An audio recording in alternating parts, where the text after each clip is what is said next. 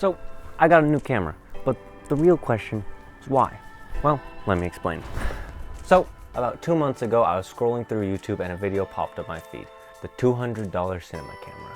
I then went down the YouTube rabbit hole, watching video after video, realizing with each video I watched, this was something that I wanted. So, I got it. The Canon EOS-M. A cheap camera released by Canon back in 2012, it was Canon's first mirrorless camera with an interchangeable lens mount. With an 18 megapixel sensor, it wasn't really anything special. That was until Magic Lantern became available on it. Magic Lantern is a free open source firmware initially developed in 2009 for the Canon EOS 5D Mark II. It's basically a hack that allows the camera extra functionality such as higher frame rates, higher resolution, and the thing that makes this really special, shooting in RAW video. Now, cameras that shoot in RAW are typically 5 times more expensive than this tiny camera. But enough of the history lesson. Is there really a significant difference between the camera and what I had been previously shooting on? My phone?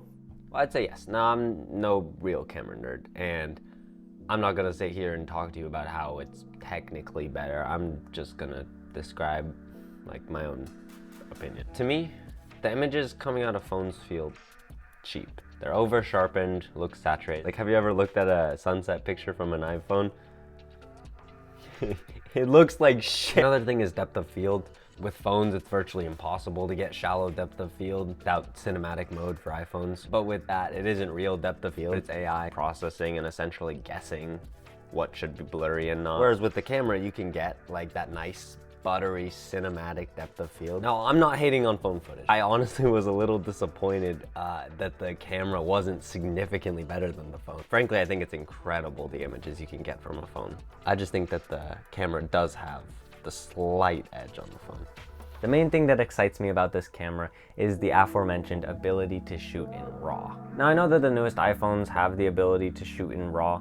I don't have one of the new iPhones, nor do I have $1,000 that I can dish out on a camera. What RAW video enables is a higher fidelity of color work. I now have so much more control over the look of my footage, more so than the footage that comes out of my phone. There is so much control. Frankly, it is overwhelming.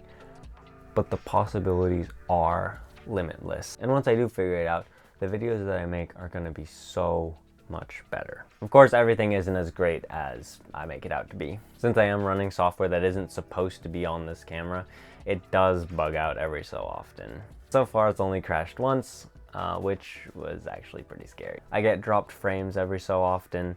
I can't change the ISO Magic Lantern settings. I instead have to go to the original camera settings and change the ISO there. After you record something, there's no way to know if it worked or not because there is no video playback.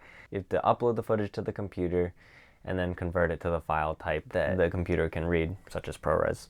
Taking pictures with the camera works every other day. Sometimes it works and sometimes it just doesn't. But really, I'm here to take videos, so it's not that big of a deal. And worst comes to worst, switch out SD cards and then it'll work, which is annoying, but whatever. The biggest thing, honestly, in my opinion, is that the camera has no in-body stabilization. So when I go handheld, all of the stabilization is done in post with Warp Stabilizer, which does a pretty good job like 90% of the time, but there is some times where it just doesn't work.